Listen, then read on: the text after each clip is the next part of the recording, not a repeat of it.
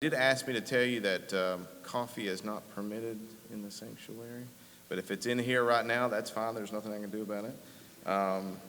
But we wouldn't be able to do SALT. We wouldn't be able to do the SALT conference without partnerships. Yeah, I see you people. We wouldn't be able to do this without partnerships, and we know there's going to be people coming in and out during the day. There's a good crowd here now, and there's going to be people coming throughout the day to listen to different folks. But First Baptist, of course, has been a great partnership with us and my nonprofit. Tactical Faith essentially is just a nonprofit organization made up of a volunteer help. This is a hobby ministry for those who are involved. You'll see the guys with the Tactical Faith stickers on. We started with 3 people. Now we have over 40 to 70 that are involved in our group. It's all volunteer. None of us take a cent from this.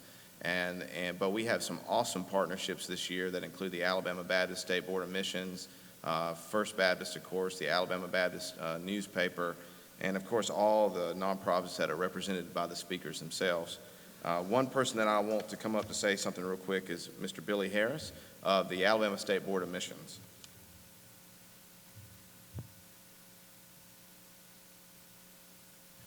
That was as smooth a disclaimer on spilt coffee as I've ever heard in my entire life. But listen, it is my privilege to welcome you today and say it is an honor for us to be able to partner with First Baptist, with Tactical Faith, to be able to partner with them in bringing this about. We're commanded in the Word of God that we're to love the Lord our God with all of our heart, with all of our mind, with all of our soul, with all of our strength. And the whole purpose of that is in loving Him. See, we need to be a Great Commission people with a Great Commandment heart, loving Him in that kind of way.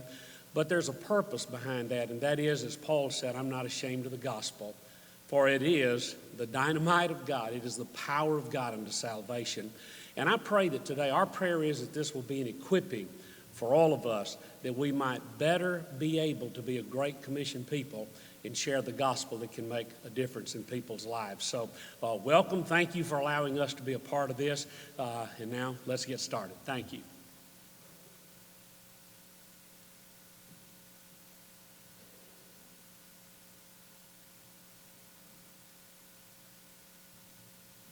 Of course, I won't be emceeing the day, so after this you won't have to hear me anymore. But before I introduce the MC, I would like Jay Wolf to come up and pray, and then after we pray, I can do the introduction now. Jay Watts of Life Training Institute is somebody that was here last year. He is a dear friend of mine. He works out of Atlanta. He is quite possibly the most passionate, most content-filled speaker that I've ever met. He just got through speaking in Harvard. He has a love for the Lord and a passion for his ministry. So after the prayer, we'll have Jay come up. He can say a few words, and he's going to start his plenary session. But if you need anything from me, you'll see me walking around. Please grab a hold of me, and I'll try to make your day be as pleasant as it could be. Would you help me say thank you to Matt Burford? Matt has worked tirelessly and effectively and skillfully to edify the body of Christ. And so we are the beneficiaries of his hard endeavors. And appreciate and love you, Matt. Let's pray. Gracious Father, you have given us this incomparable invitation to come and follow you, to exchange our drifting for your divine design. Lord, we ask that today you speak not only to our minds, but to our hearts. Would you set us on fire so that we would truly make our lives count by bringing other people into your forever family? Lord, you've invited us to follow you and become fishers of men. People are dead without you, dead in their trespasses and sin. You are our only chance, our only hope. So may we effectively, skillfully, consistently, compellingly bring people into your forever family. And we pray that this conference will be more than information, but instead it will motivate us to implementation. And we will see more and more and more people gathered at your throne because of this day and our efforts. We thank you in the name of Jesus. Amen.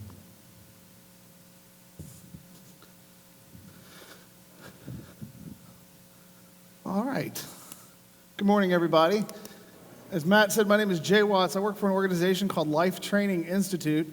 I did get to speak at Harvard last year, and that was a thrill for me. What I usually do, the subject matter that I handle more than anything is the subject matter of abortion and the value of human life. I get to travel all over the United States, and I've actually gotten to travel to other parts of the world. And our goal, our mission as an organization is to equip people to talk about one of the most difficult things to talk about, an objectively important issue that sometimes raises the worst in us as far as our emotions and conversations. That's what I talk about most of the time. If I'm not talking about that, I'm trying to equip people to talk about their Christian worldview, to defend their faith, to defend their view, to demonstrate that it makes sense. It can compete in the marketplace of ideas. And you're going to get a lot of that from other speakers today. This will be the first time I've gotten to do this, and this talk is rather special to me today. I have the opportunity to talk about something near and dear to my heart and to focus on equipping in a different way. Today I'm just going to be talking about apologetics a little bit.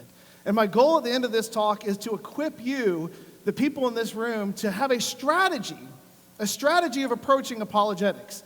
I want to do this because apologetics is very important to me in my life. I was an atheist when I was younger, during my college years in my early 20s. I became a Christian largely because of apologetic arguments, drawing me towards a reasonable belief that Christianity can be reasonably considered. But since I became a Christian, apologetics have even been more important to me, and it breaks my heart. It breaks my heart to hear pastors and churches that I get to visit all over the country that are still suspicious of apologetics, still worried about it as if it's some other thing, as if it belongs in a different category within the Christian family, and that's just not so. Part of the problem is the word apologetics. I hear this come up a lot. I got to do a tour of New Zealand with a friend of mine, Brett Kunkel from Stand to Reason, and one of the things that kept coming up as we were going around talking to different people in New Zealand, they said, I just hate the word apologetics. Can you guys change that? It's like, I actually don't have the authority to do that. If I did, I'd be happy to do it, but I can't just kind of carte blanche change the name of it. But let's get to the idea of what we're talking about when we talk about apologetics. Because although it's seen as this sort of different classification, this different type of looking at God, in actuality, all it is the answering of questions. If we get away from the idea of it being something difficult, something removed from us, and look at it for what it is, all it is the answering of questions, using all of the tools and disciplines available to us, disciplines and tools that are provided to us by God to answer the questions that are being asked about our faith. It is fundamental to the way that we engage the culture and the world around us. It is not something separate, but it's a part of all of our lives. Apologetics isn't just something I do on stage. It's not just something I do in front of university crowds or when I go to high schools and talk. It's not something I just teach at churches or groups that I get to speak with. It's a part of my life. When I have doubts, personal doubts, apologetics has helped me to settle those. When the emotions run high, and my doubts are usually fueled by emotions like most people's are, apologetics is sort of an anchor. The reasonable, rational beliefs, they hold me even when my heart is breaking or when the world is telling me there is no answer, no solution. My mind anchors me. When my kids ask me questions, apologetics has equipped me to answer them. And at 11, 9, and 6, or at 5, I'm always surprised at the level of sophistication of questions that my kids can have. And sometimes the only ability to answer these questions comes from the fact that I have spent a lifetime studying this material. So I have confidence when my kids ask me questions to be able to answer them and to walk them through those things. Friends ask me questions, I'm able to answer them. And people who are like I once was, struggling in life, adapting a worldview that is destructive to them, a view of themselves that has built a life that is just not working. They need answers. I needed answers. And the kind of things you're going to hear about today provide those answers. Apologetics is nothing more or less than answering questions rationally, reasonably, a scholarly defense. And it's not extra biblical. I'll give you 3 scriptures right away that I think that support what you're going to be doing today. Romans 12:2. We are no longer to be conformed to this world, but to be transformed by the renewing of our minds. Personal transformation. It has changed me as a human being, not just my heart and soul and the spirit in which God has driven me in a new direction, but by focusing myself on the truth, wholly on the truth. The renewing of my mind has renewed me as an individual. 1 Peter 3:15, we hear it all the time, but I want to start a little earlier because most of the time when we talk about this, we always say, always being prepared to make a defense to anyone who asks you for the reason for the hope that is in you. But prior to that, that actually starts with, but in your hearts honor Christ, the Lord is holy. In your hearts honor Christ, the Lord is holy. And how do we honor Christ, the Lord is holy in our hearts? And to always, in addition to that, be prepared to give reasons for the faith, for the hope that is in you, to anyone who asks, and to do so with gentleness and respect. Apologetics doesn't just prepare you, if done right, to offer those answers and those reasons, but to be able to offer those reasons with gentleness and respect because you're ready. You're prepared to talk about it. And then finally, and I'll use Luke 10:27 when asked, what must I do to inherit the kingdom? He answered, love the Lord your God with all your heart and with all your soul and with all your strength and with all your mind. It is a necessary part of our relationship with God that we stretch ourselves mentally. Now, I want to demonstrate a point for you today as far as the subject of what I'm going to be talking about today and the people that I'm aiming this talk at. If you are a professional scholar in this room, if your profession is to be a scholar, would you please raise your hand? All right. Thank you. If you are a professional translator like I am, I travel around the world taking in the United States, taking the material that these guys are developing, the professional scholars, and we translate it or we popularize it. We make it so that the people in the pews, the people that we meet on the street, that they can understand what's being said. We translate it down to them and also why it impacts their life. That's what I get to do. I work in conjunction with those guys. That's my job. It's a great job to have, but it's my job, and I get to do that. If you do that for a living, raise your hand. Okay. If you are not a professional scholar and not a professional translator, please raise your hand. Look around the room. You are the apologetics community. So few of us do this for a living. It's our honor and privilege to be playing the roles that we play. But the apologetics community, what fuels this thing that we see going on in the United States, it was the third group. It was all of you that raised your hands. And so my talk today is aimed at you. I do equipping talks in all sorts of different ways, but I want to equip you in some way to handle apologetics, to get a strategy for coming to it. And the three things that I'm going to do, the thesis that I'm offering you, there's the three key points to a successful strategy in approaching apologetics are to get a lay of the land, number one, get a lay of the land. Number two, specialize. And number three, what I call the two B's, be honest and be understood. Now, why do I say we need a strategy? G.K. Chesterton, in his fantastic book, Orthodoxy, early in the book, he talks about a parable that he wished he'd written.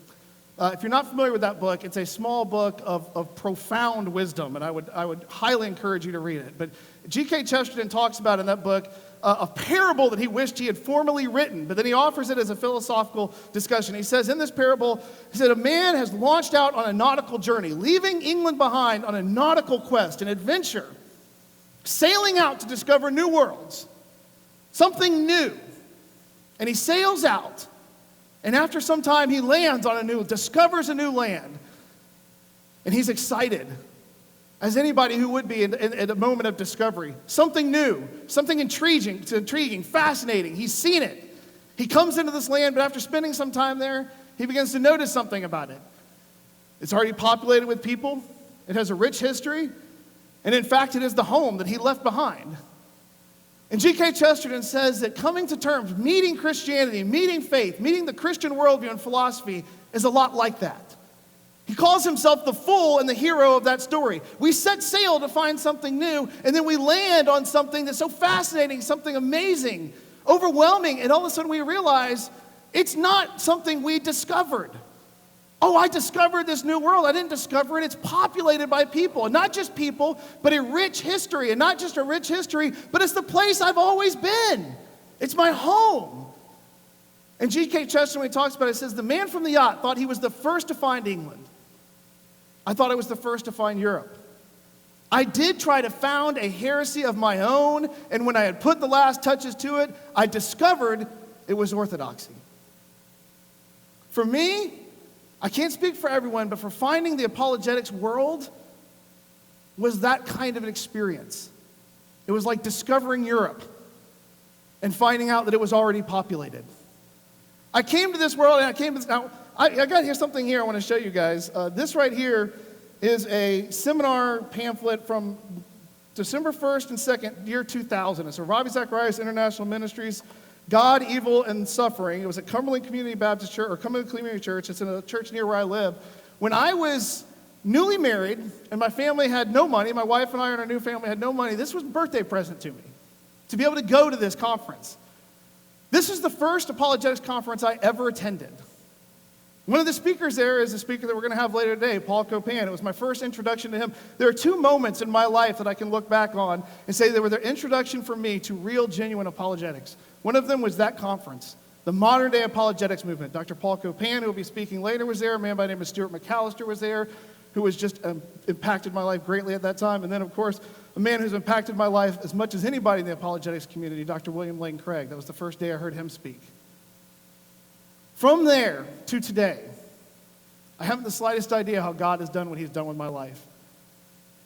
But the apologetics community is huge, and that's what I found out that day. I thought this was something that was personal to me. Isn't it great? This small thing, a few books that I had read, and suddenly I walked into that place, and I saw these men, and the resource tables, and the history that they spoke of, and the depth of knowledge, and it was overwhelming. And I realized I'm going to have to find some way to get a handle on all of this because it's important to my life. And we have to have a strategy to approach it because it is important not just to our lives, but the lives of the people around us. So that's the reason why we have to have a strategy. And I wanted this to reach out because I said to you, you are the apologetics community. A friend of mine, Lydia McGrew, who's the wife of a brilliant, also she's brilliant in her own right, but Tim McGrew, has written a post recently called about tent makers and about the tent makers in our community. The people who have other jobs but represent the kingdom of God as tent makers in the community. They have the impact, the greatest impact. You are making a difference in the world as tent makers, not professional scholars, not professional translators, but people who have jobs but are still reaching out to the community and taking the tools and everything that you're being given to touch the lives of people around you. And so we have to look to that part of the community and start to equip you guys to be able to handle what's being given, to find a way to navigate through this so that we can maximize the effectiveness that you have. Because what God can do with you, if you take seriously developing a strategy, is nothing short of miraculous. I am standing here as a testament to that. As Matt mentioned, I spoke at Harvard last year. I haven't the slightest idea how God did that. One of the first questions somebody asked when I got there was, how did you get here? I was like, I don't know. I went to an apologetics event in 2000, and 2013, I'm speaking at Harvard. But it somehow had to do with what I did in between there. I took seriously the charge. And the other reason that we need to have a strategy is it's a great responsibility. It is a great responsibility that we have. We don't have to defend God. I'm not particularly fond of when I hear that kind of talk. God doesn't need our defense. If God is who we say he is, he's perfectly capable of carrying on without us being able to defend him. But our own faith needs defending. And others in the faith need defending. I look at my kids. I look at the students that I've taught throughout the years. I go to talk in places. You know what happens sometimes when you get done speaking? It's amazing. I'll speak at these high schools, especially high schools in very liberal areas of the country, where about 90% of the people don't like me when I show up. And I get done, and there'll be these students waiting to talk. And you know what they say? We were so happy to see you up there. Such a joy to see the faith defended. You have no idea how we're attacked. It was so great to see a reasonable defense, a gracious defense. It's meaningful to them, so we have a great responsibility, and what we have to look at is just a great, massive group. So let's get to the first one. The first one of my things that I say, get a lay of the land. Now, when I say get a lay of the land, what I'm talking about is learn the arguments. I know that sounds sort of disappointing. It's not really great insight. When I was younger, I remember hearing about Sun Tzu's The Art of War all the time. And I thought, what a great book. Everybody that talks about it and quotes it sounds so smart. So I'll go out and buy Sun Tzu's The Art of War and read it. And then that way I can quote it and sound smart as well. And I did it, and I read it, and if you want to talk about a disappointing book, that is it, man. Because there is just nothing brilliant about what Sun Tzu says. He starts out saying, make sure you outnumber your opponent. Make sure you have more weapons than they do. Make sure that you have a clear line. And you're reading, it's like, well, any idiot could have written this. I mean, I wanted brilliant tactical moves, and I got, make sure you're a bigger and a better army than they are, and you probably do pretty good in war. But there's a great brilliance that Sun Tzu's offering us. For the person that's equipped for battle, that's made all the preparations they need to have before they get there, for the person that's done everything they ought to do before they get there, they don't have to be brilliant. You know who has to be brilliant? The guy who's outnumbered, the guy who's outgunned, the person that has done everything that they have to do before they got there, they're ready. And so this is common information I'm giving you, but it is common information that will have a great payout for you. If you listen today to the different kind of arguments that you're hearing. Listen to all the information you're going to be getting. I'm going to leave the heavy lifting to those other guys today. And I want to encourage you to listen to the different kinds of arguments that you're being offered. Because there's just a whole world of different arguments and you need to familiarize with yourself with them. There's moral argument for God. There's the cosmological argument for the existence of God. There is the teleological or the fine-tuning argument for the existence of God. There's the ontological arguments for the existence of God. And each one of these arguments sometimes take different forms. And they're not new. Even though there's scholars today that are working on those arguments and enhancing them and making them better or giving them a new life in today's culture, they're not new arguments. They've existed for a long time and they come from a tradition of arguers. In the pro-life community where I work, people sometimes look at like Greg Kokel or Scott Klusendorf or Frank Beckwith or the men who make these arguments that we're using when we go out and talk, and they think, well, those guys developed those arguments. But then I go and read the history of arguments over abortion, and I read what the doctors were saying coming out of Civil War. That's really when abortion really started to launch itself in the United States. It was because that was the point when we became medically capable of doing it without killing women, which was kind of a big deal. Before that, abortion was seen as tantamount to suicide. But in the middle of the 19th century, we suddenly medically grow to the point where we can do it without killing women, and where it's not as big a danger to them. And so it starts to explode really on the scene with that sort of modern medical ability, medical science hitting the way that it did. And you read the arguments of the doctors that were fighting against it. Doctors coming out of the Civil War who had seen enough death, they said, I've seen enough. I don't want it to become my job. And the arguments they were offering, the very same arguments that we're offering today. They're not new. Every reasonable person that has thought deeply and clearly about these things are going to run into those same arguments. Sometimes you yourself might be sitting around thinking about these things and you come up on those and then you go and find out in the literature that you have sort of come and stumbled upon an argument that's existed in a very sophisticated form elsewhere. That's why you need to familiarize yourself with it. Too often we want to freelance. Too often we want to make things up as we go. And you're probably a smart person. If you're here, you at least have a desire to be smart. You want to know, want to understand. But don't be so clever that you make life harder than it has to be. Don't reinvent the wheel. I see this all the time in the area that I work. People show up and they become passionate and animated about what we do for a living. And the first thing they want to do is come in and tell us everything we're doing wrong. Like, why don't you get a lay of the land first? See what we're all doing. Understand what we're all saying. Get a grasp on what's happening. It's important. Another reason it's important, I mentioned two, the moral argument for the existence of God and the Kalam cosmological argument is another one done by Dr. William Lane Craig. One of the things that's interesting about those is I get an opportunity to do what we call a secret atheist role play. Sometimes pastors or youth pastors will bring me in and they'll introduce me to their youth groups or to their congregations as an atheist. And they say, you have an opportunity to dialogue with this atheist. And I'll give an atheistic worldview because I used to be an atheist and because I still study that worldview a lot and I'm capable of doing it well. And then they ask questions and they start to defend their faith with me. Now, it doesn't go well for them, and that's the whole point of the secret atheist role play, is to demonstrate for you that you really need to be prepared for these conversations. But one thing that I've noticed that I think is fascinating, there are two arguments that have sort of filtered their way down, even to our high schoolers, sometimes even the middle schoolers, that they kind of know, but they don't fully understand. One of those is the Kalam cosmological argument. The other one is the moral argument for the existence of God. The Kalam cosmological argument is pretty easy. It says that whatever begins to exist has a cause. The universe began to exist. Therefore, the universe has a cause. Now, we'll talk a little bit more about the in-depth study that Dr. Craig has done and those who defend that have done in a minute. But that's an easy thing. But for some reason, that has filtered its way down to our kids in a way that they grasp its importance. They intuitively understand that it's important. It's an important argument. What they can't do is articulate it. And when I ask them why, where did you hear about it afterwards? Because we reveal halfway through. That's kind of the deal of the secret atheist. Halfway through, we reveal that I'm not an atheist, and we give them a chance to go over everything they did wrong and what they need to work on. I said, where did you hear about that? Because there's always somebody that brings it up. I don't know. It's just sort of something I picked up from the general conversation. So we need to learn to articulate these things to our kids. We need to learn to articulate these things to our community because they're already getting them. They're just not getting them totally right. And what happens is that these kids were right on the cusp of being able to genuinely defend their faith against somebody who is well equipped over and above what they should be able to defend themselves against, and they lacked just this tiny little bit of articulation and sophistication to be able to do it. I was able to do a couple of little tricks, a couple of little category mistakes, throw them off guard, and just to derail the conversation right there. If we understand these things better, they are going to understand these things better and be ready to defend their faith. So we have a responsibility to learn it. And I don't know how much familiar you guys are with chess, but when you want to get better at chess, you don't play bad players, you play good players.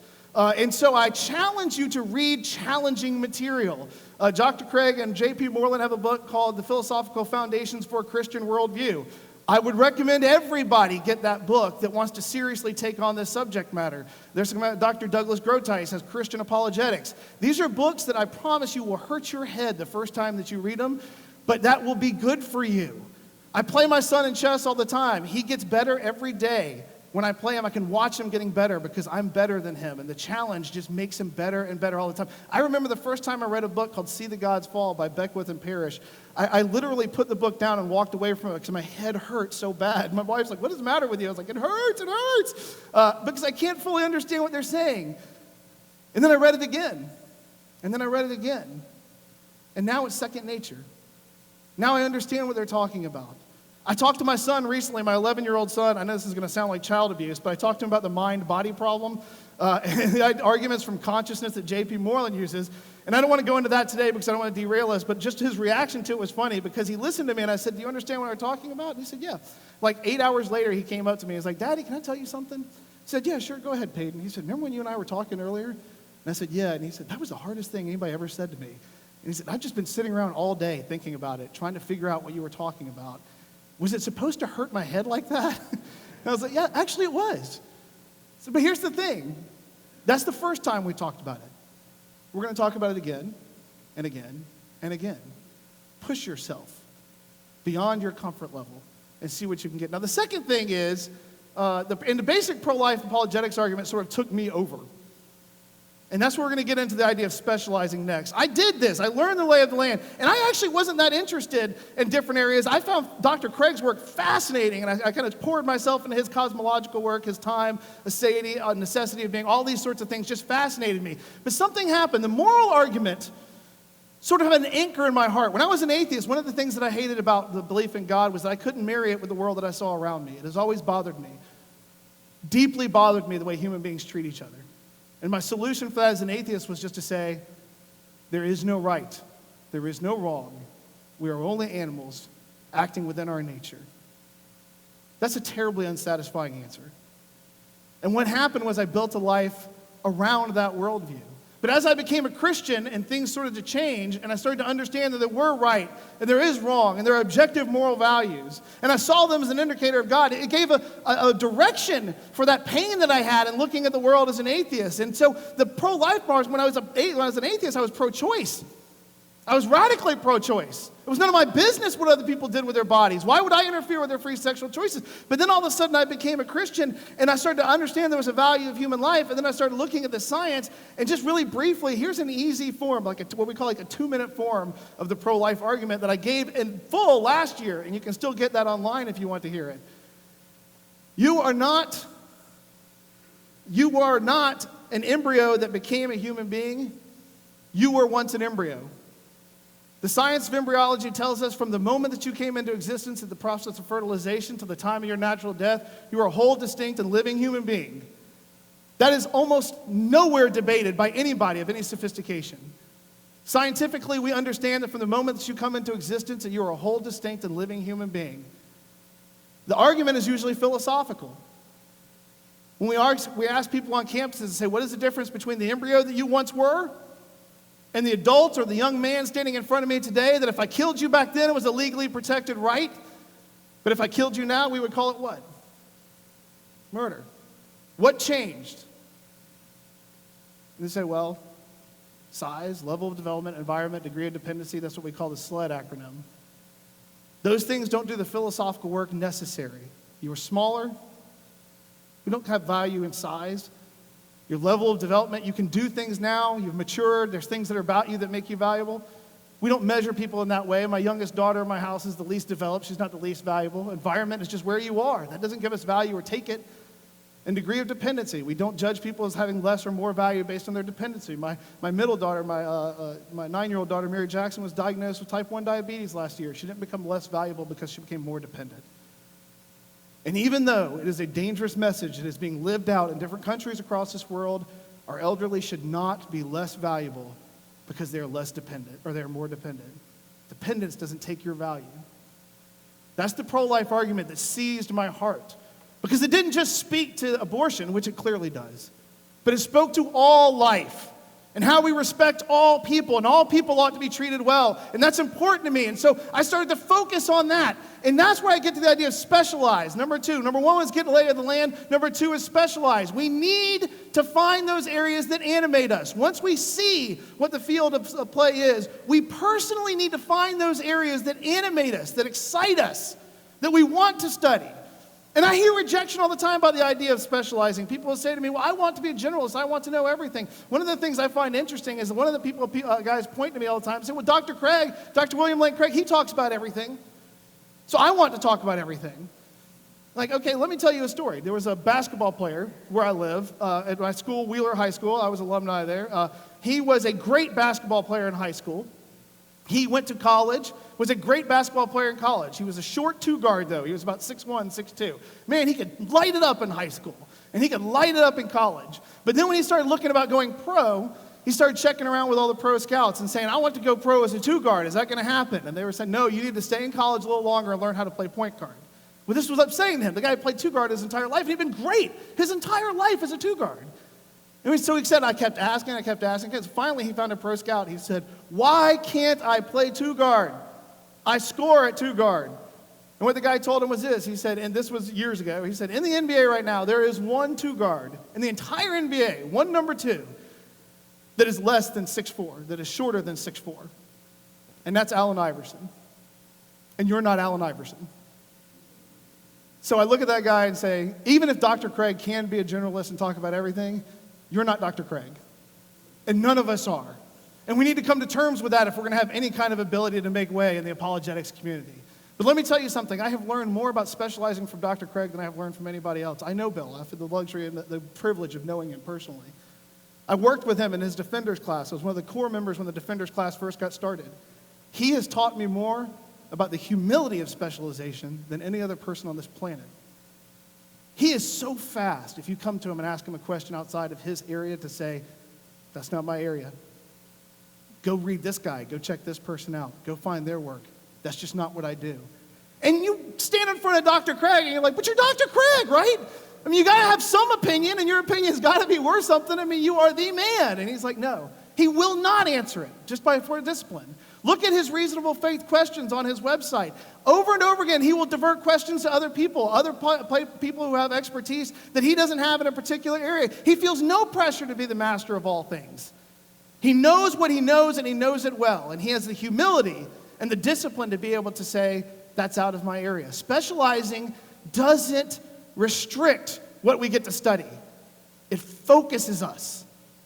It empowers us in a way that if we just try to be generalists and know everything, it just doesn't. Dr. Craig has a great thing. He said in an article that he wrote, A Swift and Simple Refutation of the Kalam Cosmological Argument, It's where people had said, well, this thing seems so simple. Remember, I quoted it to you. Whatever begins to exist has a cause. The universe began to exist. Therefore, the universe has a cause. And the simplicity of it will sometimes drive atheists or people arguing against it crazy. They say that's too simple. I was at a place where I saw Dr. Craig talking, and he gave that, and he did a presentation on it. And this gentleman that was an astrophysicist, I believe is what he told us, stood up, and he says, I don't like what you just said. And Dr. Craig said, okay, do you reject premise one, that whatever begins to exist has a cause? Do you have a problem with that one? He said, no, I don't have a problem with that. So how about premise two, that the universe began to exist? No, I think that's obvious. He's like, so what is the problem here? He's like, I just don't like the whole thing. And Bill said, well, that's why we did this as a syllogistic reasoning. That's why we broke it out as a deductive argument. You have to argue premise one, or you have to argue premise two. But if the premises hold, the argument is valid, the conclusion, therefore, follows. And the guy's like, I know, I just don't like it. That's why we set those things up. And Bill Craig says the simplicity of it. He says, and calling Clement, this seems a strange complaint to lodge against an argument, the defense of whose premises took me into extended discussions of such recondite and profound subjects as Cantorian set theory, transfinite arithmetic, the ontological status of sets, the nature of time as tensed or tenseless, Zeno's paradoxes, Kant's first antinomy, contemporary Big Bang cosmology, including critiques of alternative non-standard cosmological theories such as steady-state model, the oscillating model, the vacuum fluctuation model, the quantum gravitation models, thermodynamics, and physical eschatology, and so on and so forth. The defense of that one simple deductive argument led him to all of those areas. We think specializing means that I'm going to know less. And in my pride, I want to know more. This isn't about showing how smart you are. This isn't about demonstrating the broad range of topics that you can talk about. This is about making yourself a resource for the kingdom of God. And some problems require a depth of understanding. In my own field, there's an argument that comes up called the violinist. Very briefly, it's about a woman named Judith Jarvis Thompson from MIT. She says, I'll grant you everything I just argued a second ago. She said, I'll grant you all human beings have value from the moment they come into existence to the time they die. All of them have value. And then she gives you a thought experiment. She says, imagine you wake up one morning and you are sewn to a strange violinist. You go to the hospital and the doctor says, I'm sorry this happened to you. What happened was while you were sleeping, the Society of Music Lovers had this world-famous violinist.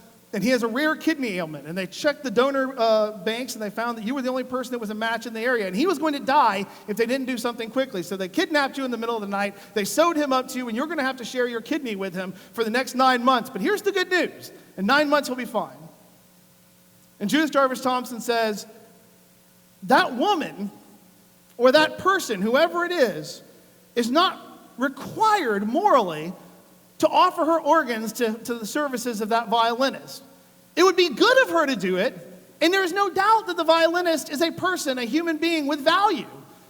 But she does not have any moral requirement to offer her organs to that violinist, and neither do you. And she says, and therefore, even if the unborn human being is a human of value, we are no longer obligated. We have no moral requirement to offer them our organs as well.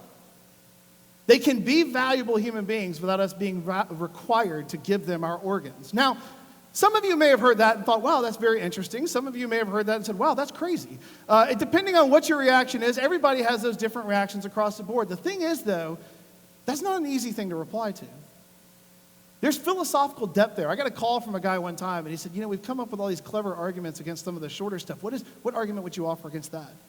What quick and easy argument can we teach people in just 5 minutes to be able to do? So there is none. Because fighting this one requires a depth of knowledge. It requires you to have some philosophical sophistication. It just simply is not an easy argument to handle. Now, if you are trained and studied, and you know that analogies have only the strength that goes with their parallels. An analogy is not a formal argument. What it is it has power through its parallels. And the way that it parallels one, if it directly parallels that, then the analogy holds. If the parallels break down, it doesn't hold. And the parallels here don't hold very well. But you have to know some things. Like, first of all, Frank Beckwith says there's two philosophical problems with it. One of which is that it denies the idea that the sexual action is procreative by nature, that there is a procreative element that is tied by nature to the sex act. This argument acts like it is just, you could just wake up one morning and be pregnant. Just like you just woke up one morning and had a violinist tied to you.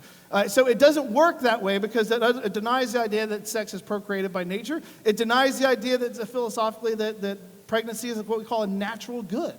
What Frank Beckwith says is, imagine that a woman was in a car accident and she went to the hospital and the doctors found her pregnant when she was unconscious, and they said, hey, she's pregnant. We should just go ahead and abort her child. Well, that goes contrary to what we know. Why? Because the default position would be that she wants to be pregnant, not that pregnancy is a bad thing. But this argument acts like being pregnancy is naturally a bad thing. You have a strange violinist tied up to you for 9 months. This bizarre situation where your organs are being co-opted. And I could go on and on for hours on this sort of thing. First of all, strange violinists have a different relationship to us than our own children. And we have different moral responsibilities to our children. But this argument assumes what we call moral volunteerism, the idea that I only have those obligations, to which I agree. It is fraught with problems. Unplugging somebody from me that has a natural problem, a kidney problem, they're going to die of their kidney ailment. In abortion, we destroy the life. They're not the same things. It's fraught with problems, but they're not easy problems to see immediately if you haven't been trained to see them. And you will not be able to take those kind of things on if you haven't made yourself a resource for the kingdom of God by having some depth of knowledge about a particular subject. It's great to have a general knowledge about all of them. And I remember I started there. Get a lay of the land. Understand the arguments. But at some point, if you want to make yourself a resource for the kingdom of God, find those areas that are most interest to you and begin to study them, because there will be a time when a depth of knowledge is needed. And when that time comes, the kingdom of God needs people like you to be able to answer that call. To be able to point to things and say, that's why that's wrong. Because you bothered and worked hard through discipline to understand. And finally, I want to answer this. The final thing is to be honest and be understood. This gets to the heart of why we do what we do. The other side lies a lot in certain areas. Not all the time. Not everybody. I don't want to cast everybody in a bad lot, but in my particular in abortion. This book right here, I don't know how clearly y'all can see this book. It's called Dispelling the Myths of Abortion History. It's written by a guy by the name of Joseph Delapina. You want to see how many myths there are in abortion history? Look at the size of this book. And he says in there, okay, that both sides are guilty of lying. Both sides have their problems. He said, but there's no doubt that the pro-choice side has lied a lot more. They lie all the time. They tell you that abortion has always been around. I told you earlier, it wasn't until the mid-19th century that we were incapable of doing medical abortions without killing people. That was why prior to that, through many parts of the world, abortion was considered suicide. Attempting to do an abortion on your own. Because how many ways could we do it? It's what Joseph Delapina asked. Prior to the advancement of medical science, all these people are running around and saying, well, abortion has always happened. You hear this all the time, especially online. People call me up there on Twitter and say, hey, abortion's always happened. You can't ever stop it. Yeah, of course it's always happened. Rape's always happened. Murder's always happened. All of those things have always happened. But what do you mean when you say it's always happened? What you see today is a modern phenomenon that was brought on by medical science. They simply couldn't have done it prior to that in the way that you're saying to. There's just so limited ways that you could do it. And any poison that they take, which is what they always point to, say, well, women could have taken pills or eaten juices of berries or whatever. Anything that they could have done, anything that would kill the unborn child could kill the mother as well, and it often did. Any physical attack from the outside was as dangerous to the mother. And any type of like surgery that was done prior to advancement in microbiology and the understanding of bacteria and organisms and the development of the ability to be able to treat those things, it was radically dangerous. The world was entirely different, and yet they will tell you it was always the same. It's always been like that. It's a lie. And they know it's a lie. And a guy stood in Roe v. Wade, and Roe v. Wade, it tells us at that point, it says that there's 22 pages of history that says, at this time, the laws in the United States that are against abortion were to protect women from injury. They weren't to protect the unborn. Well, they know that's a lie. It was a lie developed by a guy named Cyril Means, who worked for NARAL. And that was the entire reasoning for Roe v. Wade. Grounding the rights to be able to perform abortions at that time was rooted in a history that was a lie. They said 10,000 women to 40,000 women were being killed every year from illegal abortions. It's a lie. They know it's a lie. The other side lies. We don't. We should not. If we represent the kingdom of God, we should be honest. We should be honest about what we know. We should be honest about the depth of our knowledge, the limits of our arguments, our audience, and what we hope to accomplish at any given moment. And we should make it as a goal to be understood. So many people want to convince everybody, to prove that they're right.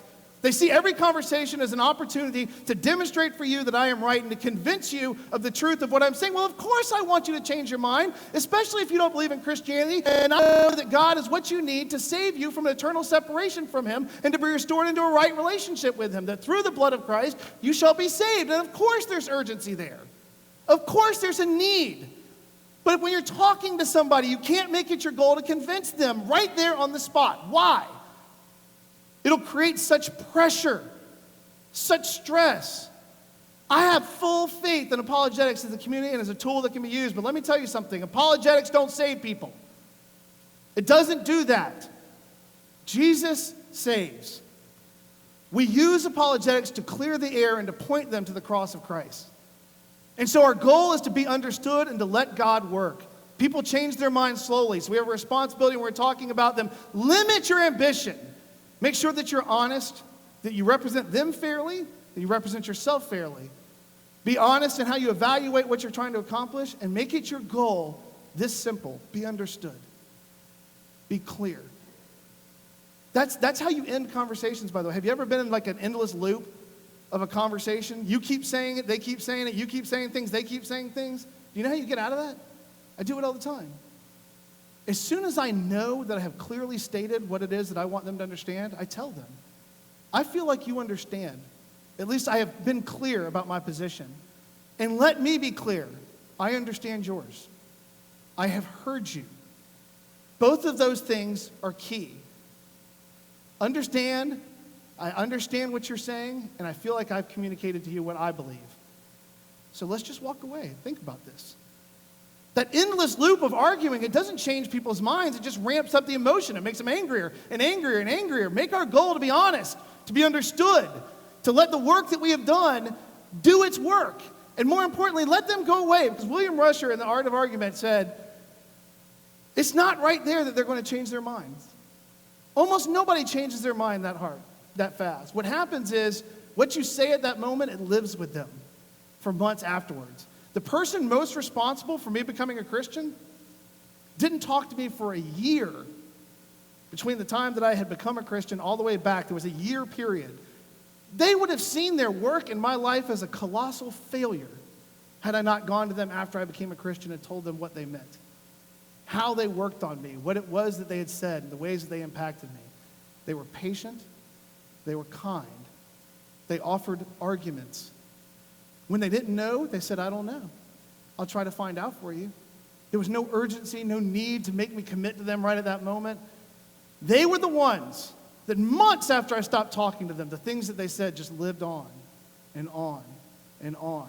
Greg Kokel talks about putting a stone in somebody's shoe, a discomfort, unsettling me from my worldview, to the point I woke up one morning and all of their work just came crashing down on me. And I was willing to look at Christ for the first time in my life, to consider Him. That was accomplished by somebody that hadn't seen me in a year when it happened, who never knew the damage that they had done to my worldview in those conversations. I never let on. I never gave up. But their arguments won. They won me over because they were patient. And they made a goal to be understood. I understood them. And that understanding led me to Christ. Let me say again how much I love apologetics. It has made all the difference in my life in making the man that I am. It is a part of my relationship with God. And it is a vital part of my relationship with God. It is something that we vitally need in the church, because the world that we live in is not the world that it once was in the United States. We send people to foreign countries. We send people out to other nations that have been on foreign mission trips. We train them how to deal with that culture. We equip them to be able to deal with the people they're going to talk to. Understand the different ways that these people react. I go to different parts of the world. They don't like big hand gestures. They tell Jay, be quiet. We know you're generally loud. Loud people freak them out, so try to be quiet when you're talking to them. And the different places that I go, there's cultural nuances that I have to learn. Why do I have to learn them? Because the greater goal is to communicate clearly the message of salvation through Jesus Christ, the gospel of Christ, to these people so that they may be saved. And we don't want something cultural interfering with that. We don't want some misunderstanding We don't want me running in there like a machine, like some kind of monster, and freaking people out, and for them not to hear the gospel because I got in the way, because I didn't understand that I needed to be equipped to deal with this culture. We get that with foreign countries. We got to start getting that about our own. We have to start understanding that the world that we're reaching out to doesn't speak Bible, doesn't speak Christian, and we confuse them sometimes when we try to convince them on that. I was one of them. As an atheist, so many Christians tried to convert me by quoting the Bible to me all the time. I didn't care. It wasn't anything to me. It meant nothing to me. It had never had any impact in my life. The one person that helped me work through these things, to sit down, they learned to speak the language that I spoke.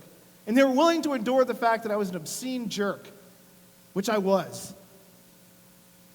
Most Christians hated me. They had good reason to. I'm not saying that was a bad thing. I was easily a guy to hate. I mean, I was nasty, I was mean, I was ugly. This one Christian was equipped to deal with me, to culturally speak my language. Apologetics, they used that. Even before it was a big thing, they were schooled in it, understanding how to talk it. They were the ones that reached me. We have to equip ourselves with a strategy to take on this information, this huge amount of information that we have at our hands, at our disposal, that you're going to be getting to touch today, listening to these great men talk after I get done here. But I want you to think about how you're going to take that information and make it a part of your life. I offer you what has worked for me. Not as a strategy that works for everybody, but that hopefully as a template. Learn the lay of the land, specialize, be honest, be understood. I thank you for your time. You've got about 10 minutes to stretch your legs, and then we will be up here to introduce the next speaker, and I appreciate your time, and God bless you all.